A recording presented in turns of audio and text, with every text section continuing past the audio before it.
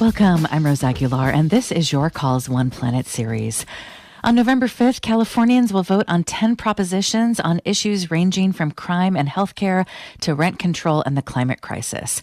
For the first half of today's show, we'll discuss Proposition 4, the Parks, Environment, Energy, and Water Bond Measure. Prop 4 would authorize the state to issue $10 billion in bonds for environmental and climate projects, drinking water, drought, flood, and water resilience, extreme heat mitigation, parks and outdoor access, wildfire and forest resilience, and many other climate-related issues. Joining us to talk about Prop 4 and other climate issues is Aaron Cantu, an award-winning investigative reporter for Capital and Maine. Hi, Aaron. Thanks so much for joining us again. Hey, thanks for having me. Thank you for joining us, Aaron. You've got so many articles out right now, in addition to the piece about Prop 4. Given that you do such a great job of covering the climate crisis and all aspects of the climate crisis in California, I want to ask you what you think is at stake in this election. You've got a piece called "Would Environmental Justice in California Survive a Second Trump White House? It is Doubtful." Activists question whether the state would protect communities of color if the EPA is stripped of its watchdog powers. So based on the interviews you've been doing, what is at stake in this election?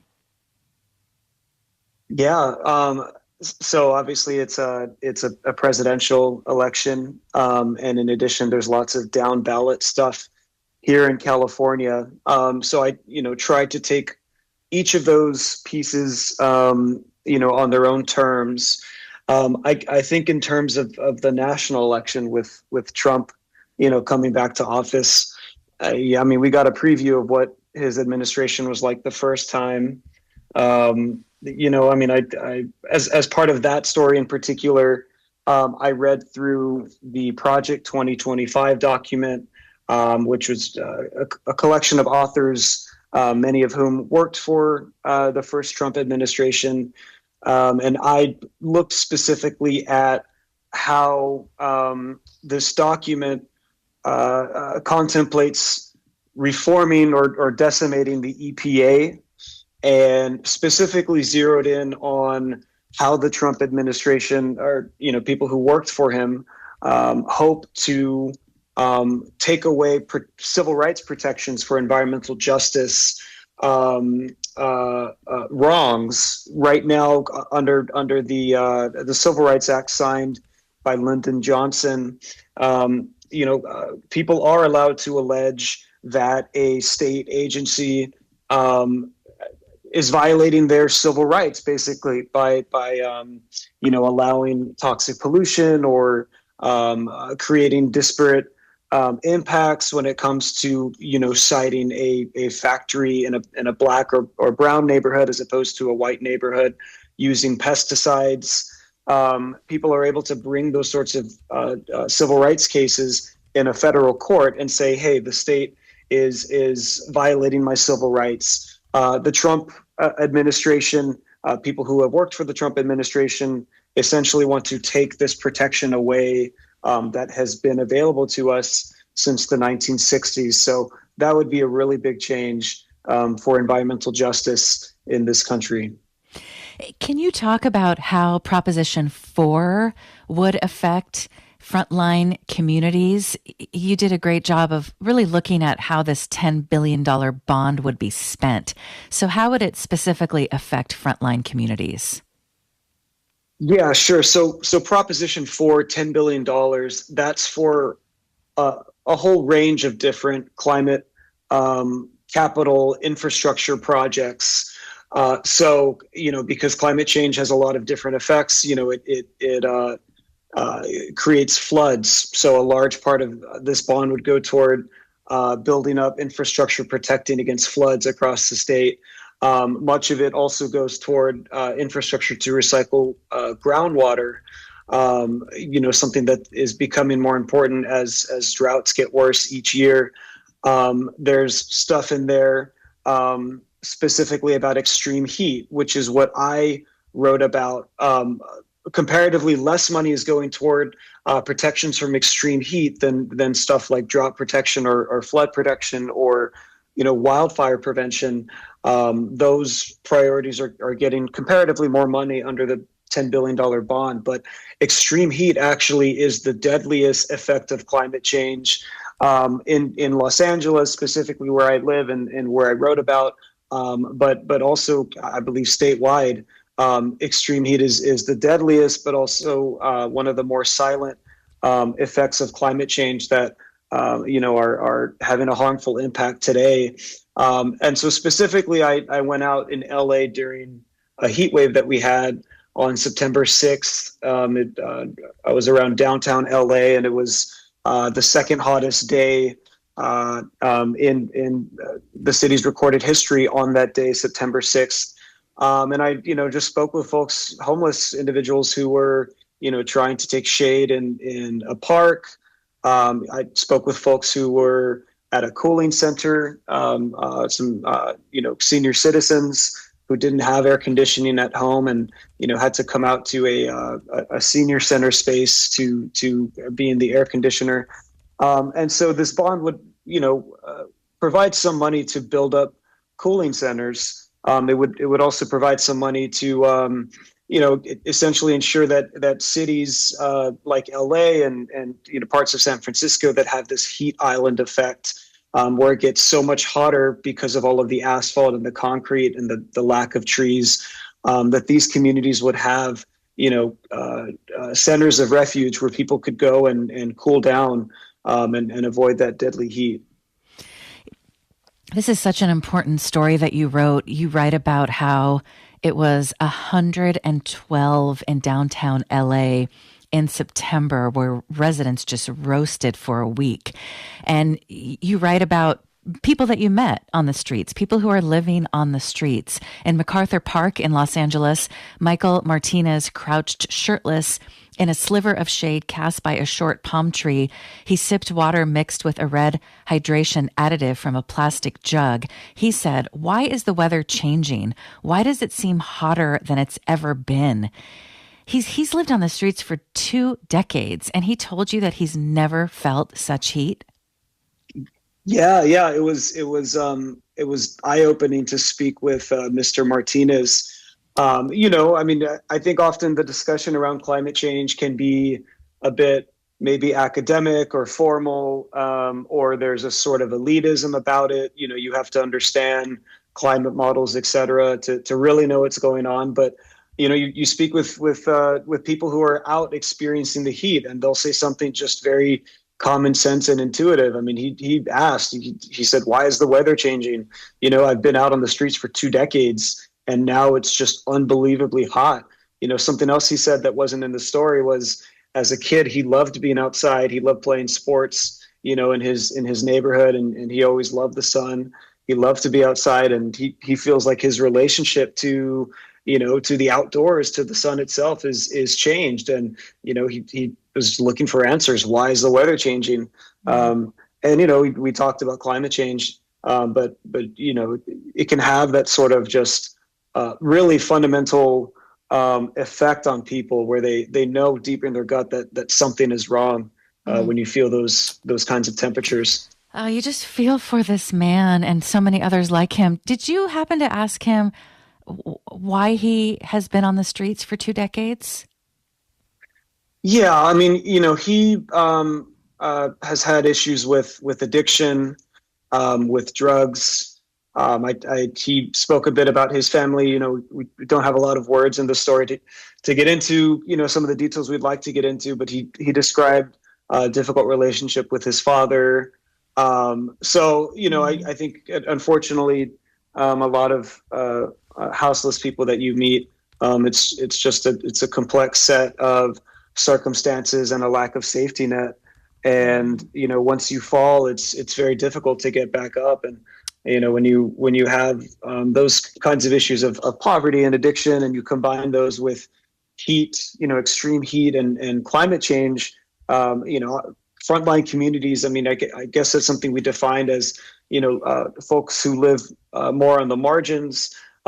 Maybe they're, farm workers, in the Central Valley, or, they could be houseless people in one of the cities. They've lost access to stable housing. I mean, these are often the folks who don't have, access to air conditioner. They don't have access to a solid roof over their heads to protect against sudden, deluges of flooding.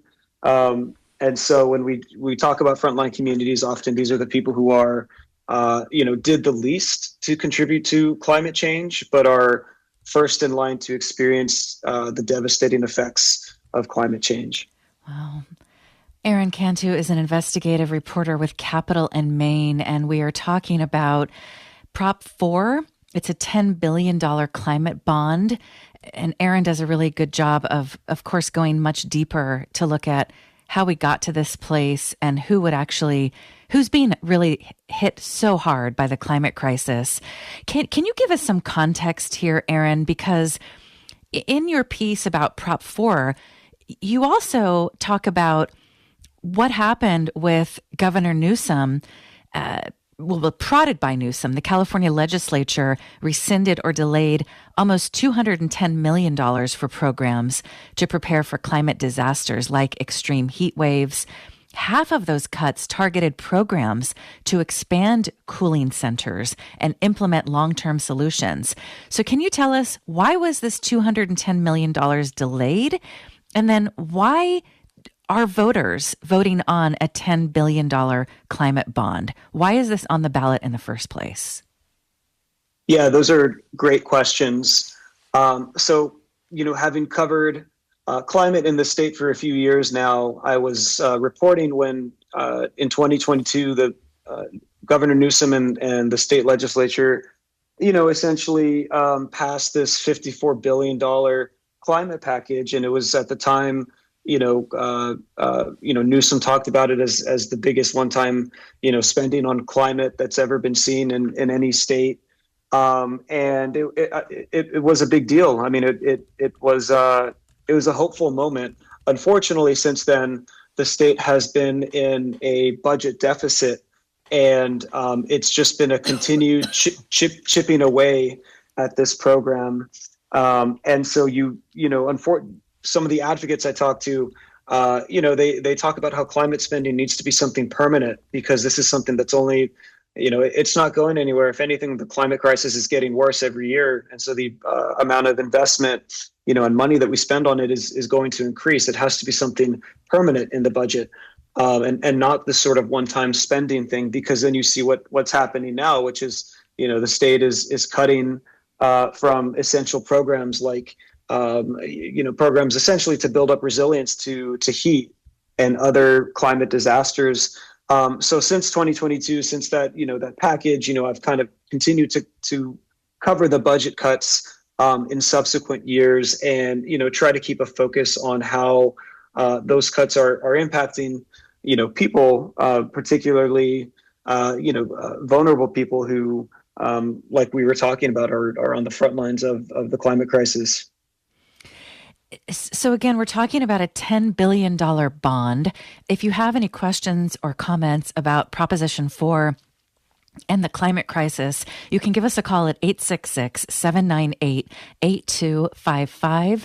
You can also email your call at kalw.org. And after the election, we will do a show about California's budget, because there are a lot of questions here about why a bond is needed for these issues in such a wealthy state. And so we'll definitely do an entire show about that. So let's talk a little bit more about how this money would be spent. We touched on this earlier, but $3.8 billion will go to build out infrastructure to recycle water and improve flood control systems such as levees. Yeah. I mean, that's, basically the biggest chunk of the bond is toward water issues. And it's like two extreme ends of the water question. I mean, one is to protect the state against extreme flooding. We've seen what happens when sudden extreme downpours happen in regions that were scorched with wildfire, you have fires, and then a few months later you have this epic rainfall that creates mudslides. It creates some really dangerous and hazardous conditions for people who live in these near these hillsides, because during the fires the soil is not, essentially the soil gets scorched. It's not able to hold that moisture, and so the runoff creates a real danger.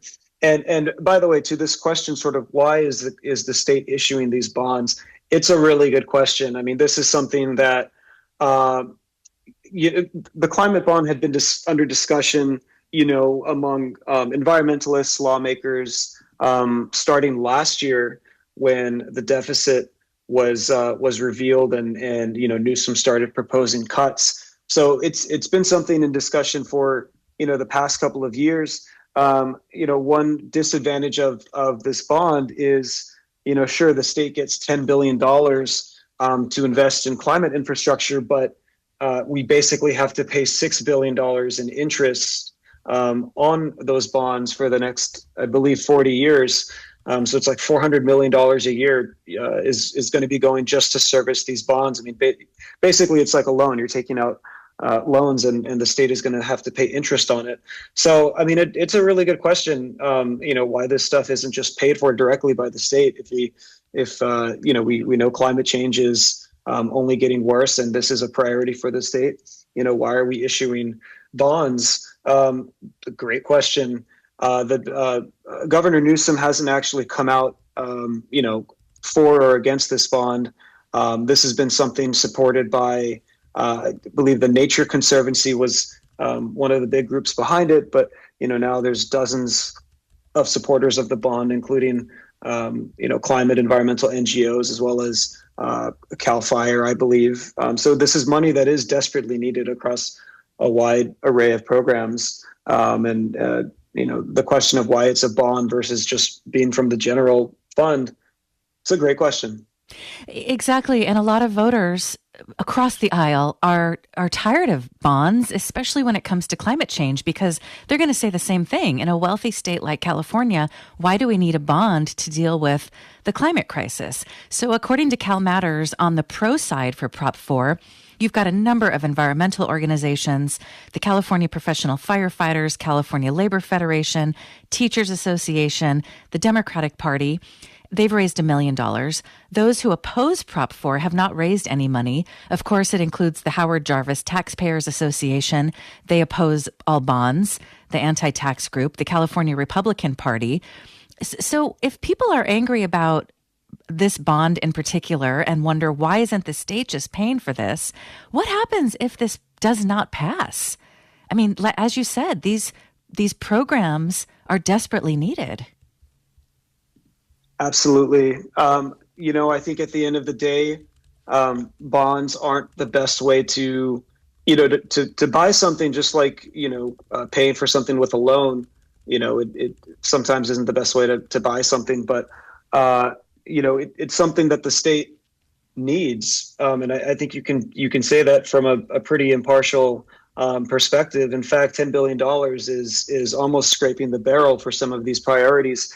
And speaking about the heat portion of it, which, again, is a relatively small part of the bond, but that's what I had focused on. The bond is only going to pay for capital infrastructure. So, the money can be put toward building more cooling centers. It can be put toward using building materials that reflect sunlight and don't absorb so much of the sun's rays. And so that, may lead to lower temperatures, in certain parts of the city, more tree planting, which obviously is something we need. But the money wouldn't go toward administrative costs. Something that I noticed during that heat wave was the level of communication from the county and the city to residents was very much lacking. There's not enough staff, to go out and to meet with people who, maybe are homeless and trying to stay cool. So the money wouldn't go toward those essential sort of administrative costs. It would just go toward infrastructure, and that is something that we need. But in the larger context, $10 billion isn't enough to pay for everything we need to confront the climate crisis. Right. And the other question is who's going to make these decisions given that there's so much need out there in our massive state? Yeah, I mean, it's a great question. I think, unfortunately, these problems have been building up for a while, and they're continuing to build up. And, we may get to a point where some of these needs are very acute, and it becomes an emergency. We just need to get these things right now. But I think the bond itself, $10 billion, can maybe be seen as a sort of down payment for a lot of these infrastructure needs that are going to become more necessary. But certainly something the residents of California should be prepared to invest more money into. A listener just wrote in and said, why do we need this bond when we have so many billionaires in this state? I just looked it up. According to patch.com, we've got 60 billionaires in the state of California. Like I said earlier, we'll do a show after the election about money in California. Who's paying taxes? Where does the money actually go? I think it's such an important show. Thank you for that email. Aaron, before we let you go, we wanted to ask you about your piece in A Race Defining Party Identity, Oil Money Flows to a California Democrat. You write, the oil and gas industry is pouring money into a closely watched Democrat-on-Democrat assembly race in Southern California's Inland Empire, an area that's feeling the effects of climate change and a seat that could help shape the state's plans to slash greenhouse gas emissions. In the national media, they love to say that we live in a very deep blue state, and they often don't talk about how you have Democrats who are for, let's say, bills that are supported by environmental justice groups, and Democrats who oppose those bills because they get a lot of money from oil and gas. And so it's just very simplistic to say that we're just such a deep blue state because the Democrats in California are very different in this state. So can you tell us quickly about this race? You've got Adam Perez, a Desert Hot Springs police detective, running for a seat now occupied by Eloise Gomez Reyes, who's campaigning for an open state Senate seat. Yeah, absolutely. I mean, this is one of those dynamics that is unique to California, and maybe is something over the last decade has become more prominent. They're nicknamed moderate Democrats, and I don't necessarily agree with that label, or I don't think maybe it's descriptive enough, but what you often find is, the politicians labeled as moderates, often that means they'll be more willing to, accept or tolerate spending by corporate political action committees in their favor, or to accept, those campaign contributions directly. And yeah, this was a $500,000 independent expenditure from a PAC propped up by oil companies in California. And so that PAC, is spending on ads and other services for Mr. Adam Perez for the 50th Assembly District in San Bernardino County. And so, we wanted to highlight that, but also if you read the story, we also tried to get some pretty specific facts on how this district is predicted to change because of climate change in the near future. We found an average of 5 more August days above 104 degrees starting next year. An increase in extreme rainfall, at least one more day of extreme rainfall a year starting in the next decade. So, we're trying to draw a link between the political actions of the oil and gas industry and the actual effects of climate change, which, we are feeling more and more, it seems, every year. So Perez is running against Robert Garcia, an assistant principal. in the Ontario Montclair School District who's backed by the California Democratic Party. He also has received $100,000 from the Jane Fonda Climate PAC and the California Environmental Voters PAC. You report that he's getting a lot of money from labor unions. He's benefited from $712,000 in independent expenditures. So is this where we're at now, Aaron, that it's you've got to raise almost $1 million for state seats? Yeah, it's almost unbelievable, right? I mean, wow. I was looking at how much money is pouring into a state assembly seat. It's a great question. I mean, my role as a reporter was, fortunately, California puts all these numbers up on the internet and they're very easy to access. So, I wanted to get that information out to readers. But as far as my personal opinion, I mean, I think the amount of money in politics is a concerning thing, whether at local or the national level. And it can feel very far removed, for sure for the average voter. But you have Robert Garcia. He's almost at $800,000 from mostly labor unions. PACs representing nurses and teachers, and the money that he got from climate-based organizations a little bit less. Probably much less than those figures, and that's direct contributions as well as independent expenditures. But yeah, I mean, there's no denying that you need a lot of money to run for office in this country, and that obviously is going to have different effects. Well, Aaron, huge thanks for your reporting. We really appreciate, especially lifting up the voices of unhoused people and talking about just how they're dealing with such extreme heat. Aaron Cantu is an award-winning investigative reporter with Capital and Maine. We were talking about Proposition 4. You can find his stories at kalw.org. Click News and Your Call. Aaron, thanks for joining us. Thanks so much for having me. Thank you. Coming up after a break, we will talk about environmentalists working to flip the U.S. House to Democratic control. This is Your Call's One Planet series. We'll be back after this. Tune into Cross Currents this morning at 11. We consider the power of immigrant voters. If you are not organized, you don't have the power to make change. And what do we bring to the table? We bring numbers. Our population. Organizing to make a change. That's this morning at 11 on Cross Currents from KALW News.